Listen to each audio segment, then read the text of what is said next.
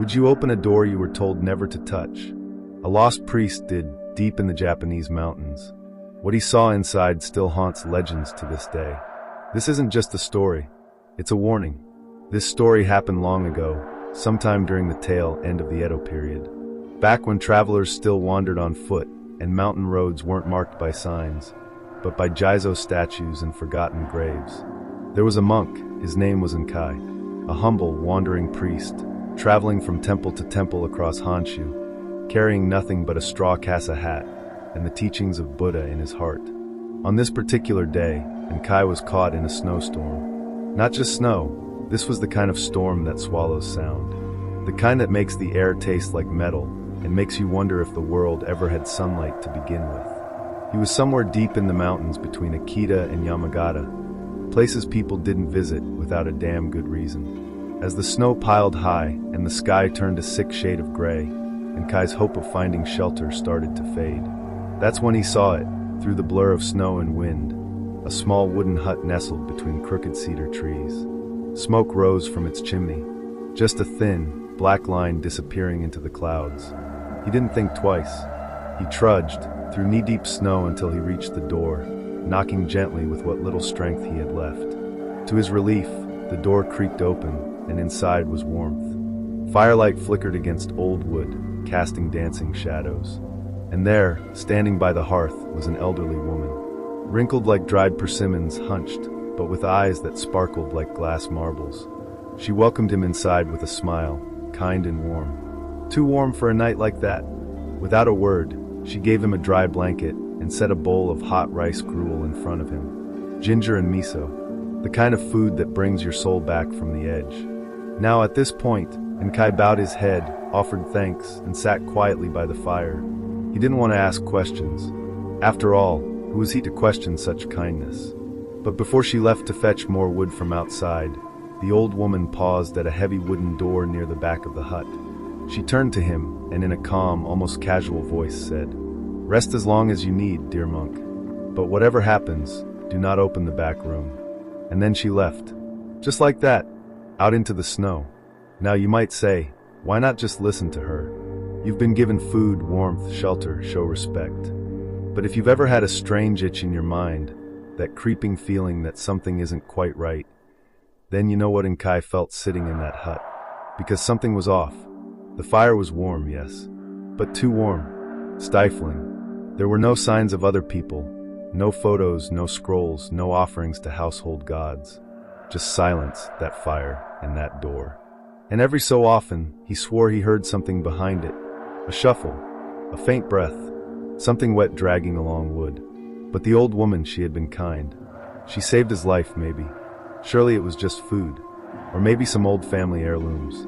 But the longer he sat there, the louder the scratching became in his mind. Not the sound from the room, the sound inside his thoughts, gnawing at his curiosity. He told himself, just one glance, one crack, then I'll sit back down and never speak of it again. So Nkai stood, his legs trembling, not from the cold anymore, but from something deeper. He approached the back room. The latch was old, rusted, the wood around it swollen from years of moisture. And then, he peered through a narrow gap between the door and the frame, just for a second, and that second was too long, because what he saw in there wasn't storage. It wasn't heirlooms. It wasn't old pots or dried fish. It was bodies, stacked, slumped, twitching slightly, half-eaten, gnawed clean down to the bone. Some fresh, some rotting, eyes wide open, mouths frozen in silent screams. And the worst part, one of them was wearing a monk's robe. Just like his. Nkai stumbled back, his heart pounding so hard he thought it might burst through his chest.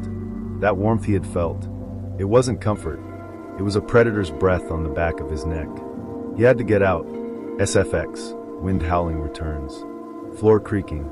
A heartbeat slowly rises beneath the narration. Nkai didn't scream. He couldn't. His voice had caught somewhere in the back of his throat, locked behind a wall of dread. All he could do was stumble backward, knocking over the bowl, the blanket, almost falling into the fire. The door to that room had stayed shut, but what he'd seen behind it was still burned into his mind.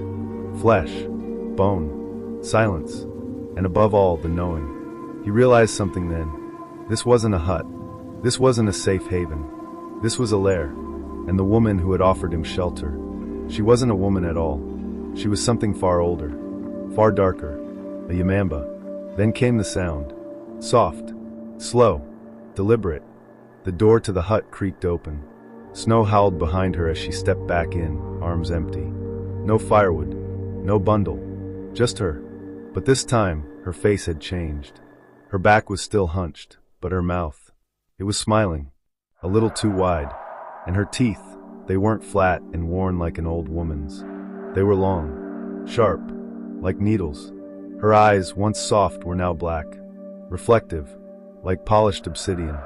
She looked at Nkai, standing near the back room, and said, "You looked, didn't you?" Her voice, it hadn't changed. It was still soft, but now it felt hollow, like it was echoing from somewhere deeper. Somewhere not quite human.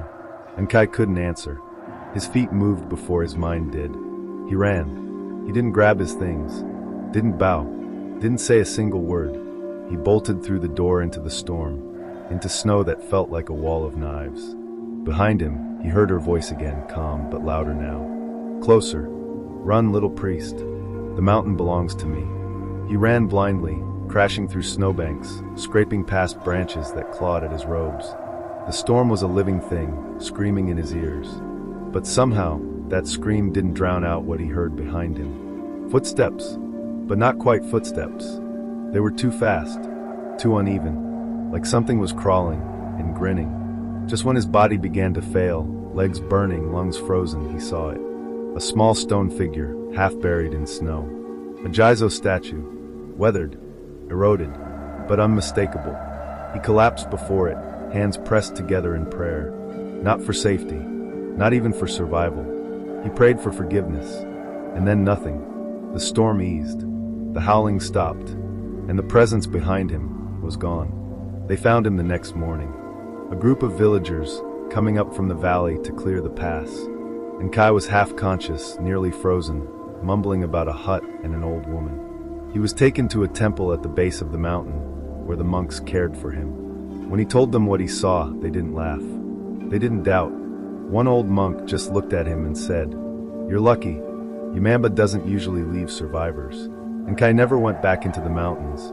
He spent the rest of his life in quiet reflection, devoting himself entirely to the Dharma, giving up travel, giving up questions. He never again sought forbidden answers. But years passed, decades even, and the story of what happened that stormy night faded into temple rumors, half-remembered whispers, and the nervous laughter of travelers who didn't believe in ghosts. And Kai, once just a curious young monk, grew into a respected priest. Calm, wise, and quietly distant, as if some part of him had stayed behind in those mountains. One quiet spring evening, under a full moon, and Kai sat on the engwa of his temple with a young disciple by his side. They sipped tea, spoke of rituals. The night was peaceful, almost too peaceful. Then they heard it, a voice, soft, childlike, familiar. "And Kai, are you there?" Both turned toward the temple gate. A small girl stood just beyond the threshold, bathed in moonlight. She wore a faded kimono and carried a woven basket full of rice cakes. Her hair was tied in red ribbon, her posture unnaturally still.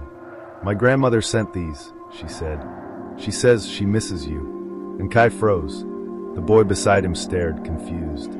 There was something wrong about the girl's smile. Too wide, too sharp. Her teeth, her eyes, black, deep, polished like lacquer, just like the old woman's. A sudden gust of wind blew through the temple grounds, carrying with it the scent of old pine and wet earth. The lanterns flickered, the moon dimmed, the boy fainted, and Kai vanished. Just like that, no sound, no struggle, no trace. When morning came, the boy was found unconscious near the temple gate, cold, trembling, and unable to speak for hours. And when he finally could, he told them everything. About the girl, the basket, the voice. But no footprints were ever found. No rice cakes. No sign anyone had come or gone. The villagers say Nkai was taken back, that Yamamba had come for him. The priest never returned to his temple. At least, not in the way anyone expected. A week after the incident, a group of villagers found his robe torn and muddy, discarded near a ravine deep in the forest. Nearby, they saw small white bones, washed clean, strewn around the roots of a camphor tree.